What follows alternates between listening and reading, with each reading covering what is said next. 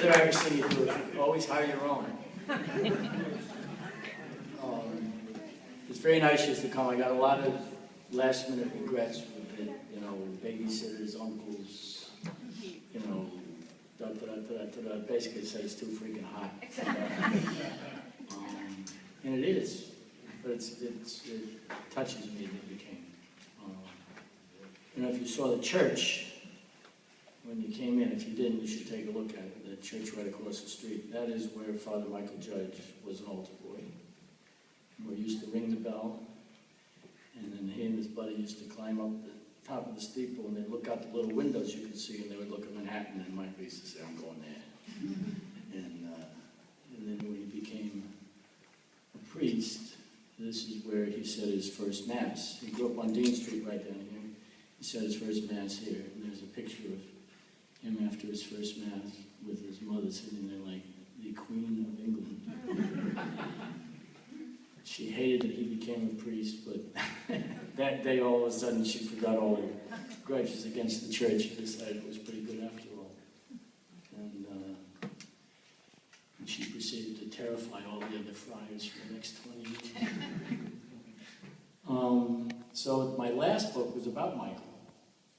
And the signing for that was at the World Trade Center Tribute Center. So I walk in and I'm feeling like, you know, I spent all this time, I wrote this book about these great guys, and it was a worthy undertaking, and I'm sure I was taking myself much too seriously. When I arrived, the book person said, "The Secret Service just called, Sarah Palin's going to be here in 3 minutes." And 3 minutes later, in walks Sarah Palin. She had just come to tour the Tribute Center and just happened to be at the same time as the book thing. She walks in, and with the McCain people who were being very condescending to her, and it took me about 30 seconds to figure out she is not a hockey mom, she's a hockey player. She's about 5 times smarter than these McCain people. She just doesn't happen to know anything. And really, she won a beauty contest. The winner of the beauty contest, she was in Alaska. Her talent was packing bags, packing suitcases. She folded in front of everybody as if she was actually going to go someplace. And she comes in, she opens the book, and she looks at a picture of Michael Judge being carried out dead from the World Trade Center, and she starts crying. So there I am, I'm standing there. There's Sarah Palin holding the book, crying, and then she wants me to write something in it. And the fire captain said, "Michael did this to you." And I had no doubt that Michael did that to me. So they asked me, when that book was done, and that more or less wrecked my life, they said, "What are you going to do next?" And my guy who owns the book company, who she works for, Morgan Entick, and he's one of those guys when you go to lunch, he has his table. So I go and I sit at his table, and he says, "What do you want to do next?" And I said, "I don't know." And he said, "Why don't you do something historic? You know, New York, you're like a New York guy, and they think if you ever talk to 3 cops in your life, you should talk to cops forever, only. Or firemen, I guess." In Warsaw, there's a great man. Thomas Ridges. How you, Thomas?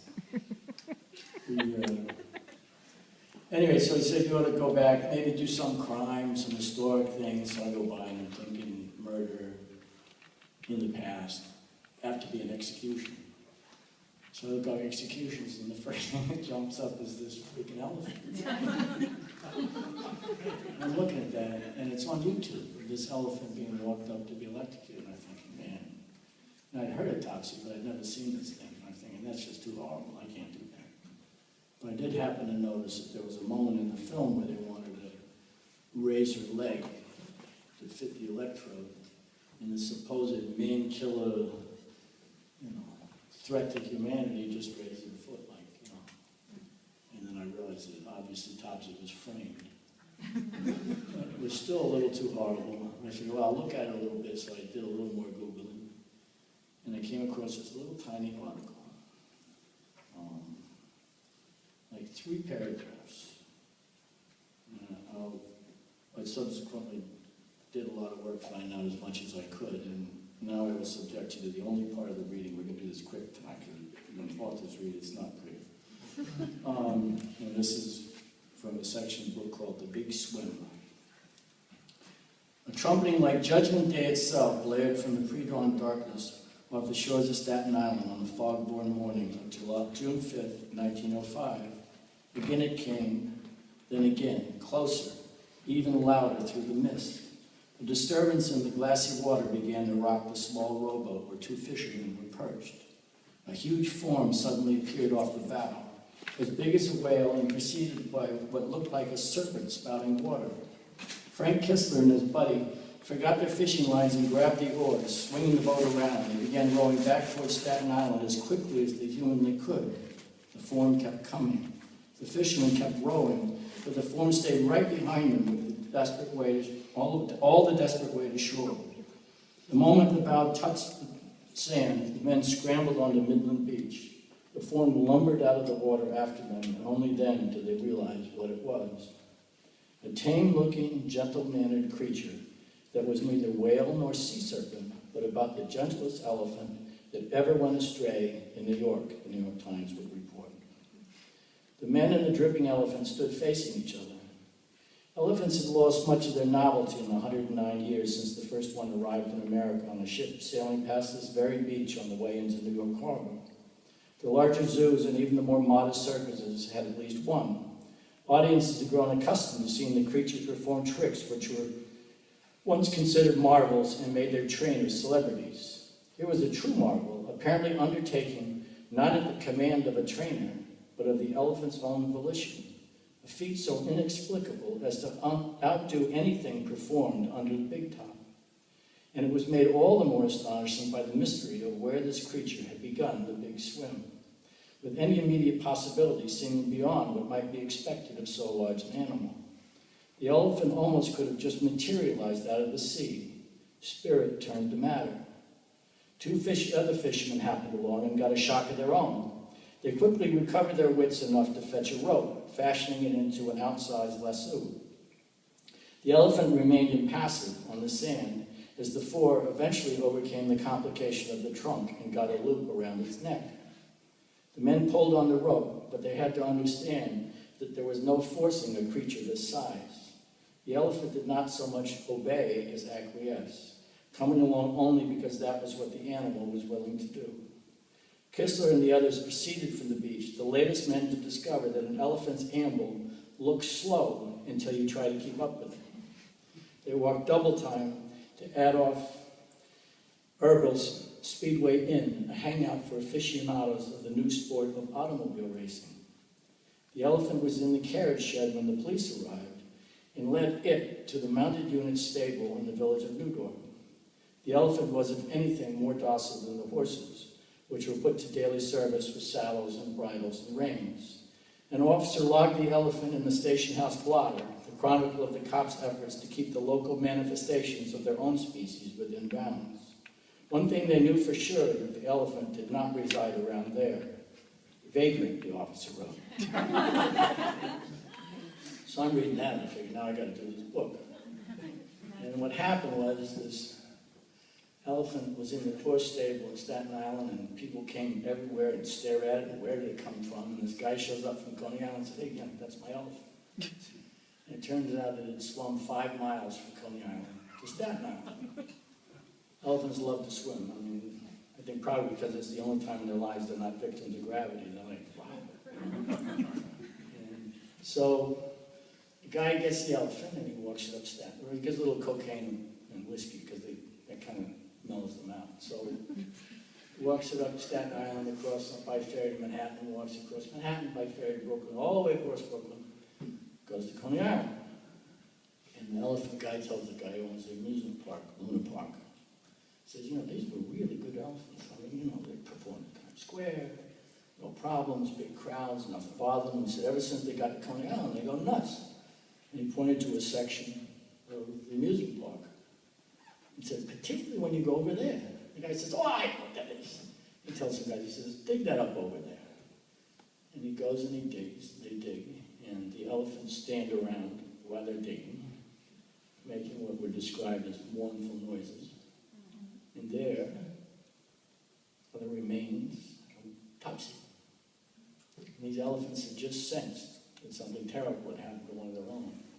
They hadn't been, that was 2 years before, so they had no idea. I mean, there's like no elephant newspaper. So they had no idea. But, and then the remains were carted away, and the ground was covered back over, and the elephants just went back to being what they were. And the elephant that made the swim was named Fanny. And whenever I go down to Coney Island to the beach, I always think of that Fanny, man, you know. They walk her past that terrible place, and she says, "That's it, I'm getting out of here." And she went down, it had to be around midnight, I figured. She went down to the beach. You know, there's a couple of people mugging it up down there at that time. They look up, and there's an elephant walking right past them. That had to be God telling them, "Don't do what you're doing," right? And then into the water goes Fanny. And you got to figure, you know, she'd come by sea. And there must have been something in her that thought maybe that was the way back, you know. She just started swimming. And then she runs into these two drunks, and that's it. And so all that, I looked at all that, and I said, well, okay, I got to do this book. And then I tell myself, well, it's not going to be like the last book, because the last book was involved some people who are really dear to my heart, who are not with us anymore. And I'm halfway into it when the world decides to tell me, by the way, did you know Michael Dutch was gay? Going, oh, actually I didn't. And that just made, I wasn't going to walk away from the book, but it made it very difficult to write it in a way that I thought Michael would like it. So that book was hard, and I figured, okay, this is a nice little elephant. I mean, how complicated could an elephant? So Michael strikes again, because I find out that whereas there's documentation about every other elephant that came into America, there isn't about this one, because this one was smuggled in to be passed off as the first American-born elephant. So this is the only friggin' elephant where there's no papers. Any other one you can say what ship they were on.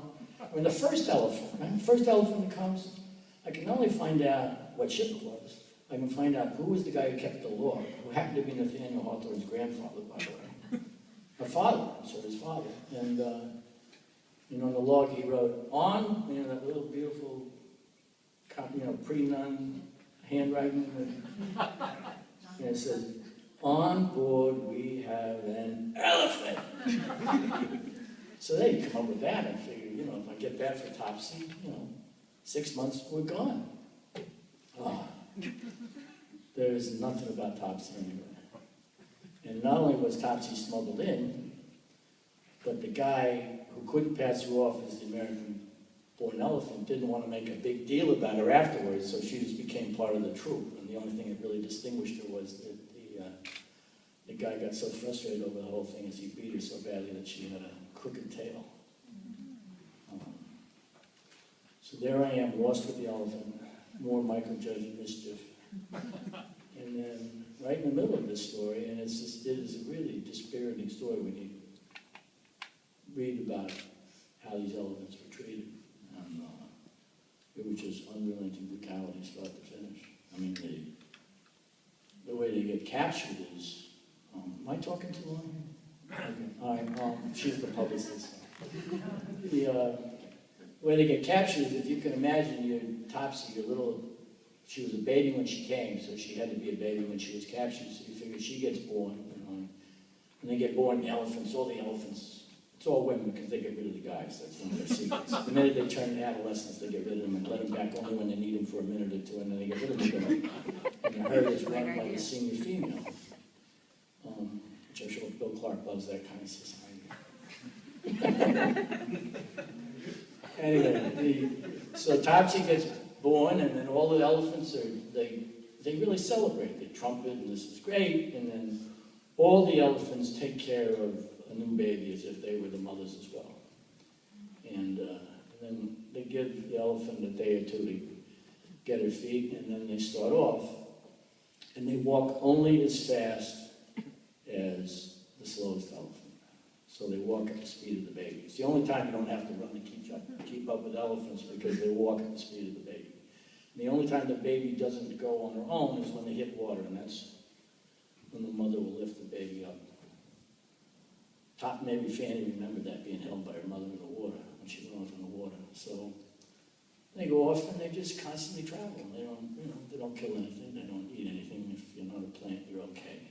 And then all of a sudden in the forest, one day they run into a huge explosion of noise and fire and all this, and they retreat. And you go away from it, and they can only go a certain distance, and they run into more of that. They go off in another direction, and they go into more of that. And what they haven't known is that several hundred people have formed this big perimeter around them after the herd was spotted.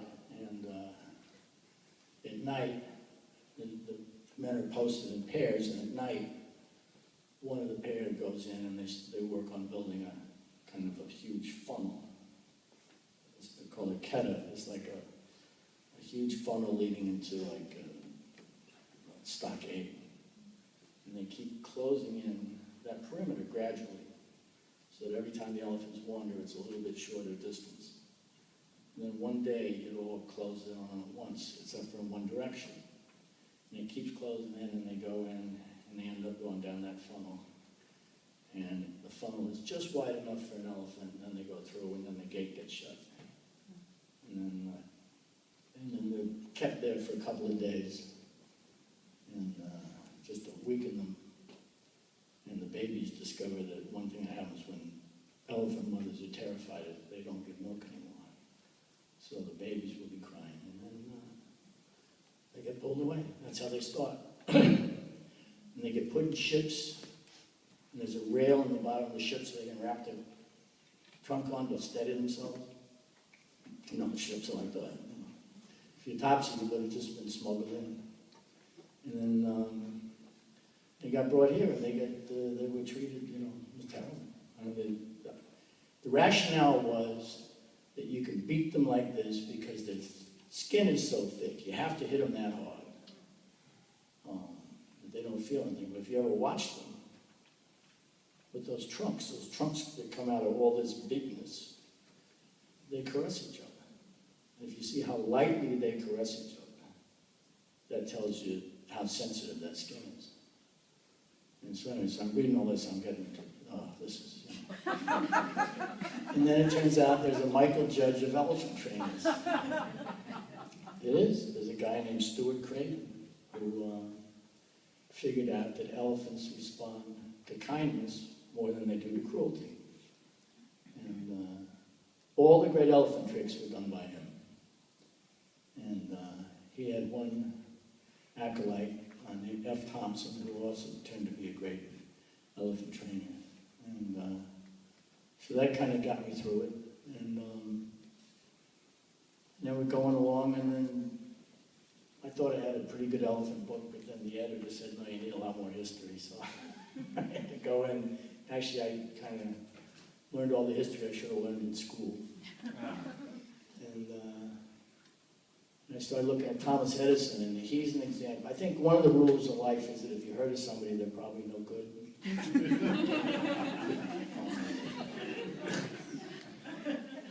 Thomas Edison, he did invent the electric light bulb. He didn't do it, he actually announced that he did it before he actually had done it, but he didn't do it. And, but he embraced direct current, which at that time you couldn't transmit more than like 10 blocks economically.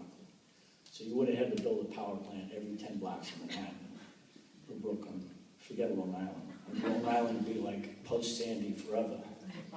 So Westinghouse runs into this Serb nut named Tesla, who ended his life in love with a pigeon.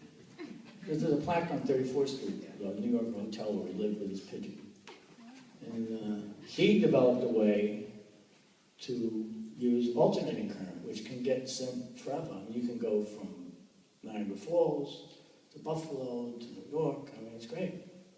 So Edison knew, on the face of it, he's finished. So the only thing he could think to do was to scare people, contrary to scientific fact, that alternating current is inherently much more dangerous than direct current. So he started out electrocuting a bunch of dogs in these fugazi experiments. That didn't work. He did a horse, that didn't work. he contrived to create the electric chair. And he tried to get reporters to call it being Westinghouse. That didn't work. And he ended up losing. But he was so desperate to beat Westinghouse, he squandered all his money, and he lost control of his own company, and they took his name off it. He lost control of his company to a shoe salesman, and the shoe salesman took his name off it, and Edison Electric became General Electric. And then Edison, having lost his name from the company he created, he put his name on something he didn't invent, the movie camera. So he's got that going. He's trying to look for things to... The first showing of it was right in Herald Square there. So he's shopping around things to do with his movie camera. And meanwhile, he hears about there's this elephant in Coney Island they want to electrocute. Now, Topsy, having been brought as a baby and having undergone a couple of decades of torture without hurting anybody, is in an elephant pen in Brooklyn and with a bunch of other elephants.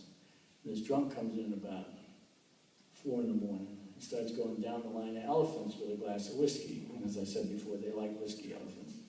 And he's holding it out and pulling it back, holding it out and pulling it back, holding it out and pulling it back. And then he does it to Topsy, and he follows that by throwing a lit cigar in Topsy's mouth. That was Topsy's limit. This guy became an ex-asshole. Very quickly. But even the circus owner had to say, this is like justifiable homicide. So they don't do anything to Topsy. They kind of understand what can happen, how it could have happened. And they figure maybe Topsy's a little jangled. So they sell Topsy to this guy Boynton, who was known as the Fearless Frogman, who you should know about because if you study your history, he was world famous for having traveled all the great rivers in the world on his back in an inflatable rubber suit. He had a little kitchen that he carried along with him behind, and he would give demonstrations by blowing a trumpet and cooking an omelet as he floated down the Yangtze or something. So he opened the first amusement park in America in Coney Island. And it rained every friggin' day that first year. And he went broke.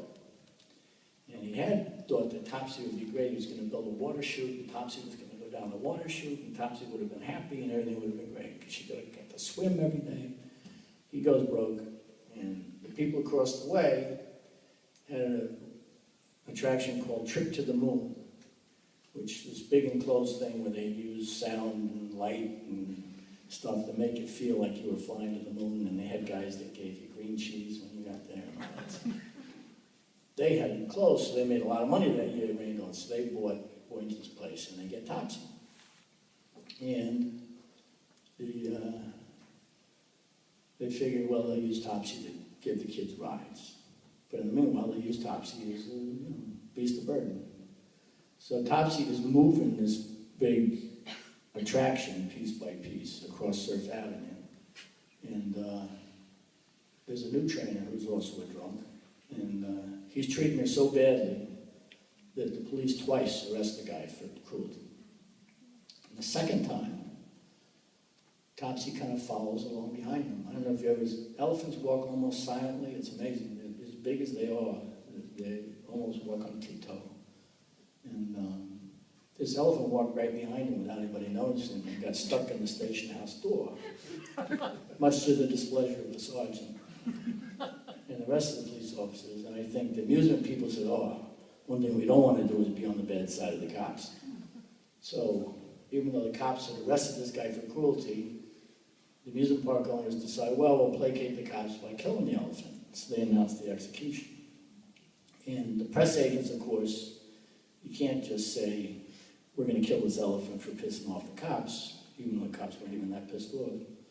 So they announced they started saying that Topsy was a man killer who killed guys here and there and did this, and the killer elephant has to be put to death. And by the way, if you want to buy tickets to it, you can get it here.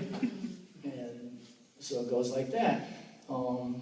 Press agents those days were, you think you guys, Barnum's press agent never went to the circus because he didn't want reality to interfere.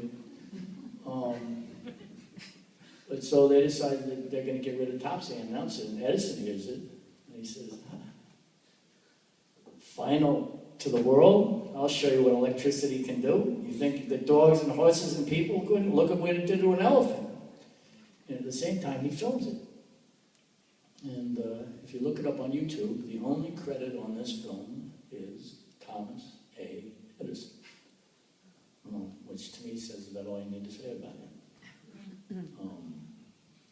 My sister-in-law here is a scientist, and she was telling me about this matrix where you look at scientists, or they're pure science where it's just knowledge, and then there's science where it's just practical, just application. And Edison was all application and almost no knowledge.